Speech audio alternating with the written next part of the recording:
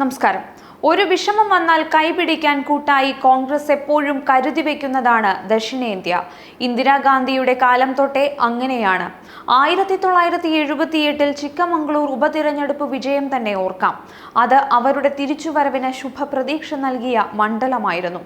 ഈ തെരഞ്ഞെടുപ്പിലും അത്തരമൊരു സുരക്ഷിത താവളം കോൺഗ്രസ് തേടിയിരിക്കുന്നു. പാർട്ടി ദേശീയ അധ്യക്ഷൻ രാഹുൽ ഗാന്ധിക്കു വേണ്ടി. വയനാട് വെറുമൊരു സുരക്ഷിത താവളം മാത്രമല്ല രാഹുലിന് വയനാട്. വൈകാരികമായ കണ്ണികളും രാഹുലിനെ ഇങ്ങോട്ട് ഇണക്കിച്ചേർക്കുന്നു. രാഹുലിനെ സ്ഥാനാർത്ഥിയായി പ്രഖ്യാപിക്കും മുമ്പ് മണ്ഡലത്തിൽ ഓടി നടന്ന പഴയ സ്ഥാനാർത്ഥി ടി സിദ്ദിഖ് രാഹുലിന്റെ വയനാടുമായുള്ള വൈകാരിക ബന്ധം പലവട്ടം ഓർത്തെടുത്തിരുന്നു.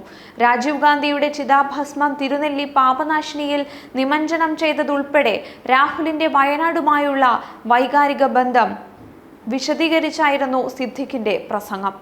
അച്ഛൻ രാജീവിന്റെ മരണം ജീവിതത്തിൽ ഉണ്ടാക്കിയത് വലിയ ശൂന്യതയാണെന്ന് രാഹുൽ കുറിച്ചിട്ടുണ്ട്.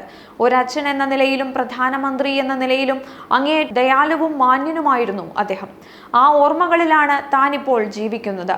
ജീവിച്ചിരുന്ന കാലത്ത് ഒന്നിച്ചു പിറന്നാളുകൾ ആഘോഷിക്കാൻ കഴിഞ്ഞിരുന്നു. അതിൽ ഞാൻ ഭാഗ്യവാനായിരുന്നു. രാജീവ് ഗാന്ധിയുടെ 74ാം ജന്മദിനത്തിൽ രാഹുൽ കുറിച്ചത് ഇങ്ങനെയാണ്. 1991 തെരഞ്ഞെടുപ്പിൽ ആദ്യഘട്ട വോട്ടെടുപ്പ് കഴിഞ്ഞ ശേഷം മെയ് 21 രാജീവ് ഗാന്ധി തമിഴ്നാട്ടിലെ ശ്രീപെരുമ്പത്തൂരിൽ വെച്ച് കൊല്ലപ്പെട്ടത്. അതോടെ രാജ്യത്തെ രാഷ്ട്രീയ അന്തരീക്ഷമാകെ മാറി. രാജീവിന്റെ ചിതാഭസ്മം ഉൾക്കൊള്ളിച്ച കുംഭങ്ങൾ കേരളത്തിലെ എല്ലാ പ്രധാന കേന്ദ്രങ്ങളിലും എത്തിച്ചു. രാഷ്ട്രീയ പ്രചാരണം കോൺഗ്രസ് പൂർണ്ണമായി ഉപേക്ഷിച്ചു. രാജീവ് ഗാന്ധിയുടെ വലിയ ചിത്രങ്ങൾ വെച്ച് പൂജ നടത്തിയും അനുശോചന യോഗങ്ങൾ നടത്തിയും സഹതാപരംഗം ഉണർത്തി. 1991 മെയ് 30 രാജീവ് ഗാന്ധിയുടെ ചിതാഭസ്മം തിരുനെല്ലി പാപനാശിനിയിൽ നിമജ്ജനം ചെയ്തു. ചിതാഭസ്മം പാപനാശിനിയിലെ നീരുറവയിൽ ഒഴുക്കിയത് കെ കരുണാകരനാണ്. അന്നത്തെ KPCC president AK Antony, Mullappally Ramachandran, KC Venugopal എന്നിവർ ഉൾപ്പെടെയുള്ള നേതാക്കളും പങ്കെടുത്തു. നാട്ടുകാരും കോൺഗ്രസ് പ്രവർത്തകരും തിരുനെല്ലി ദേവസ്വവും ചേർന്ന് 1000-ലേറെ പേർക്ക് പായസ നിവേദ്യവും നൽകിയിരുന്നു. മുത്തശ്ശിയുടെയും അച്ഛൻ്റെയും ഒക്കെ ആകസ്മിക മരണങ്ങൾ ജീവിതത്തിലുണ്ടാക്കിയ ആഘാതങ്ങളെക്കുറിച്ച് രാഹുൽ മുമ്പും പറഞ്ഞിട്ടുണ്ട്. പുതിയ തലമുറയ്ക്ക് ഒരുപക്ഷെ അക്കാലം അത്രേ പരിചിതമല്ലെങ്കിലും ഇന്ദിരയുടെയും രാജീവിന്റെയും കൊലപാതകങ്ങൾ ഉണ്ടാക്കിയ ശൂന്യത പഴയ തലമുറയ്ക്ക് മറക്കാവുന്നതല്ല. വൈകാരികത എന്ന ഘടകം മാറ്റി നിർത്തിയാലും ദക്ഷിണേന്ത്യ നെഹ്റു ഗാന്ധി കുടുംബത്തിന് തണൽ നൽകുന്ന ഇടമാണ്. ചിക്കമംഗളൂരിൽ മാത്രമല്ല, ആന്ധ്രയിലെ മേധക്കിലും 67.93 വോട്ട് വിഹിതത്തോടെ 1980 ഇന്ദിര ജയിച്ചു കയറി. എതിരാളി ജയ്പാൽ റെഡ്ഡിക്ക് 18.57% വോട്ട് വിഹിതം മാത്രമാണ് കിട്ടിയത്. 20 വർഷത്തിനു ശേഷം സോണിയാഗാന്ധി ബെല്ലാരിയിൽ സുഷമ സ്വരാജിനോട് കൊമ്പുകോർത്തപ്പോഴും ഈ സുരക്ഷിത താവള സിദ്ധാന്തം പൊലിച്ചു. നെഹ്റു ഗാന്ധി കുടുംബത്തിന്റെ അപ്രമാദിത്വം ഒരിക്കൽ കൂടി കോൺഗ്രസിൽ തെളിയിക്കപ്പെട്ടു. 1971 മുതലുള്ള തെരഞ്ഞെടുപ്പ് ഡാറ്റ പരിശോധിച്ചാൽ ഈ പാറ്റേൺ തെളിയുന്നു.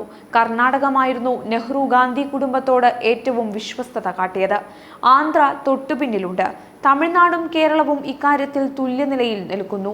1999 ശേഷം സ്ഥിതിഗതികൾ കുറെയൊക്കെ മാറിയെങ്കിലും ബിദറും വയനാടും പോലുള്ള മണ്ഡലങ്ങൾ ഇപ്പോഴും കോൺഗ്രസിനെ സ്വാഗതം ചെയ്യുന്നു.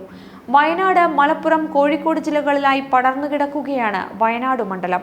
മണ്ഡലം രൂപീകൃതമായതിനു ശേഷമുണ്ടായ 2 ലോക്സഭാ തെരഞ്ഞെടുപ്പുകളിലും കോൺഗ്രസിന് വ്യക്തമായ ഭൂരിപക്ഷമാണ് ലഭിച്ചത്.